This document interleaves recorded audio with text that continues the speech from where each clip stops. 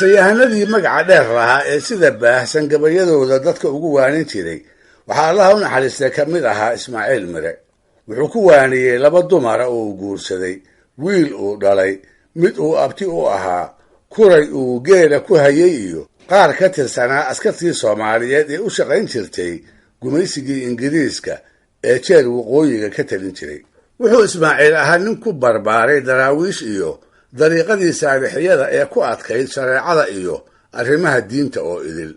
waxaad ku garataa xarumahooda cayaar laga tunto iyo mid loo gudatoona lagama ogolayn. dumarka iyo ragga oo isdhex gala amaba isu soo dhowaadaana xaaraan bay ka ahayd. darwiish ururka ka tirsanaan jiray oo dhaqankoodii aan ka waraystay ayaa beri iigu sheekeeyey koox daraawiisha oo derbiyada daaraha taleex midkood ku ag sheekaysanaysa ayaa waxaa hortooda ka muuqatay qof dumar ah oo meel ka yara durugsan asiir laga arki karo laafyaha tuuraysa. intay la ashqaraareen ayay isweydiiyeen bal qofta cid garanaysa. iyar kadibba waa la ogaaday. show nin meesha wax ka fadhiyey ayaa qabayoo waa ijo. markii sidaas loo gartayna ninkiibaa hadalkii ciil iyo ceeb kala soo bixi waayey. wuxuu isu arkay nin ragga kale ka meeqaan hooseeya. dabadeedna fiidkii ayuu reerkii tegey isaga oo haweenayda inuu furaa ay ka go'an tahay. ardaagii aqalkeeda iyadoo dhiira ku culanaysa ayuu soo dul joogsaday. markaas buu dhagaha ugu shubay meelis walga ah oo intuu soo socday uu isku soo duwday. wuxuu yidhi, ijooy, ururkii lagaa aragyo inaan ku eriyey arrinay tahay. saddexdii uu ku qabayna isla goobtaas ayuu ku maqashiiyey.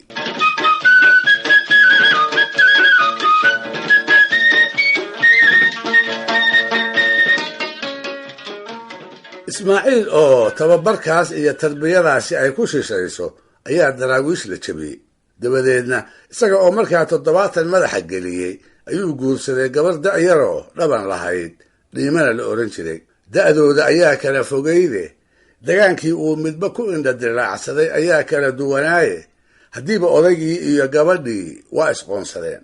markaas buu marba u tirin jiray dhowr gabayoo waana iyo waxu sheeg ah, canaanina aanay ka marayn. waxaa ka mid ahaa tixuu ku boorinayo arrimo dhowra oo waaweyn sida xusuusta aakhiro iyo inay salaada u dadaasho, inay martida fadhiga uga kacdo oo jilaal kastoo ay tahay hilib iyo caana waxay hayso ay u ridiso, awrka ay rarato inay dabarka la ogaato, daandaansiga dumarka maaga inaysan danka yeelan, aqalkeeda inay hagaajiso oo ay gaarinimo muujiso, inay iska jirto kuwa baadiyaysan ee dumarka aanay qabin uu hungurigu ka galo aalaana habeenkii guda, iyo inay xarago ogaato oo yaan lagu caayine ay habka socodkeeda indho dheer u yeelato.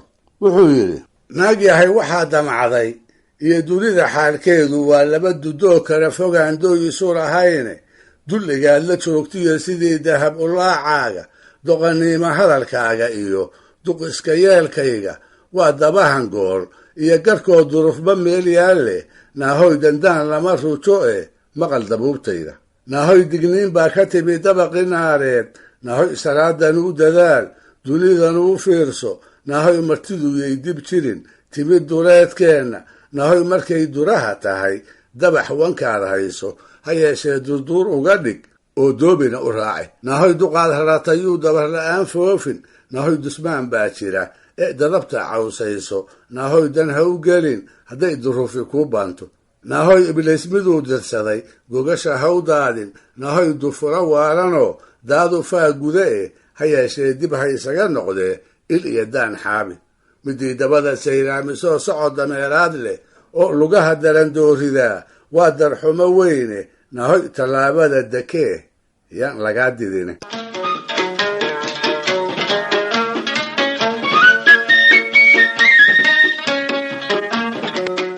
ayaanba waxbaa soo baxa oo dadku ku daataa. bartamihii 1940nadii qarnigii 20aad ayaa waxaa waqooyiga ka soo baxday marar lagu magacaabi jiray maamiyad, ahaydna garbasaar jilicsan oo ay dumarku qaadan jireen, quruxna badnayd. dadkuna wixii cusub oo wirqaaya way jecel yihiin, dumarkuna waa sida la qabee kumaba sii jiraan. dhiima oo sidaan soo sheegay ahayd miyaradii Ismaaciil ayaa maradaa jeclaatay. markaas bay odagii weydiisatay inuu u gado. sida muuqatana waxaa sii jeclaysiiyey iyada oo aragtay dumarkii reer magaalka ahaa oo ku wada daatay kuna mushaaxaya. si kastaba ha aatee Ismaaciil way la noqon weyday marada caynkaasa inuu afadiisa u gado, sababtana ma qarine diirka ayuu ka qaaday. marka hore wuxuu u sheegay inaan jeebkiisu marayne uu waxaysto, hase yeeshee aanu doonayn inuu maradaas oo kale u gado. sababta ugu weynina waxay ahayd iyada oo reer miyi ah iyo marada oo nugulo aan adkaysi u lahayn hawsheeda faraha badan ee dharka caynkaasa u daran. wuxuu uga digay inay ku dayato dumarka reer magaalka ah ee maamiyadda qaba, maxaa yeelay sida isaga la ahayd kuwaasi waxay doonayaan inay rag ku soo jiitaan. ugu dambaystiina wuxuu ugu caqli celiyey iyadu waa reer miyiye inay danteeda aqooto, dhaldhalaalka dhalanteedka ahna aysan xaalayn. markaas buu isaga oo haweenka reer magaalka ahna farta ku godaya wuxuu yidhi, maamiyad casdhiimaay, haddaad maanka uga jeeshay ma marniya waxaan haysto, waan maarsanahayaaye waxaan maalin kula dhaafahayn maal ma siin karo.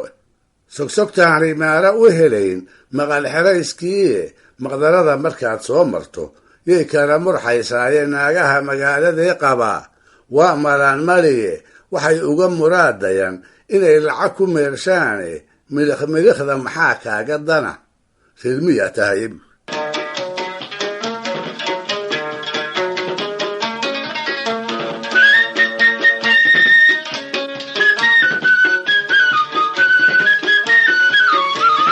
dhegaystayaal, barnaamijkii dhaqanka iyo hidduu maanta halkaa inoo jooga.